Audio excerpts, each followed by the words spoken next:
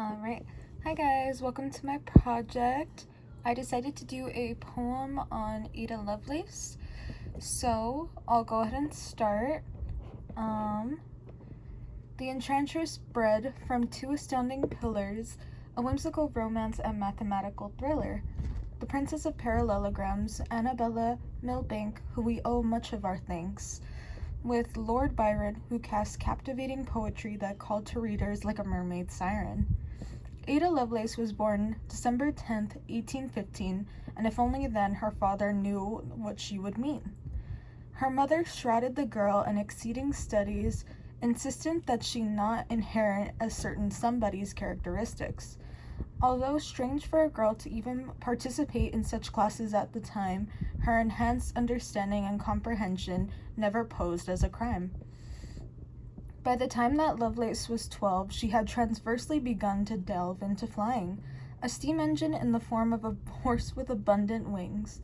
Such imagery and creativity had placed her as a queen among kings. The disposition of her gender clouded by the heritage and class of her parents. She was most fortunate and a talented student who was unfathomably coherent. At age 17, Lovelace encountered Charles Babbage, the one who would allow her to fully ravage a task worthy of her skills. Known as the father of the computer, Charles gave her the task of translating notes of the analytical engine, and although it wasn't her intention, she had become enchanted with the notes and even derived some of her own personal insights into a paper 3 times the length of the original text. Now you might be asking, what could she possibly do next? Lovelace was able to foresee the machine being much more, although the public wouldn't be able to open that door for another century. As she grew older, the woman fell into gambling, pushed and pressured by older onlookers into financial scrambling. The distance between her father, who was separated from her mother soon after her birth, was daunting, and in her death she spent eternity haunting the burial place next to him. As mentioned earlier, Lovelace wrote the world's first computer program that wouldn't exist for another 100 years. Although it being strictly for solving math equations, she saw the opening for millions and millions of careers. Her comprehension and hypothesis being the reason I'm able to type this out today, and the reason you're able to see it on your display.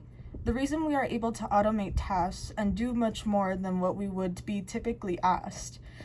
Often hailed as the world's first computer programmer, the woman who was able to maintain the balance of work and glamour. So that was my poem. And this is the background on why I actually decided to pursue her as the subject of my project.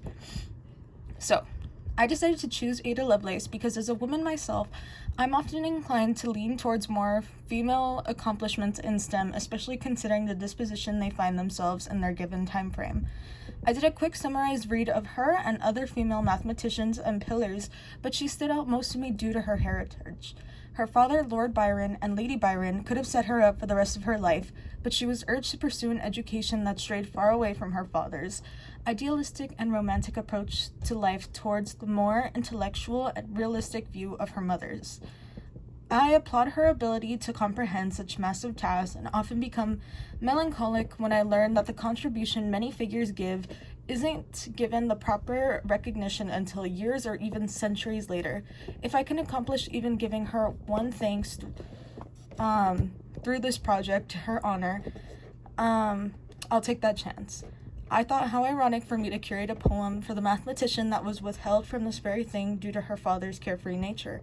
I too have a struggling relationship with my parents and often find myself asking how similar we are. Ada Lovelace was a visionary just like her father. I pray that in her death, while buried alongside him, she found the solitude she searched for towards the end of her life. And then those are my resources. So yeah, thank you.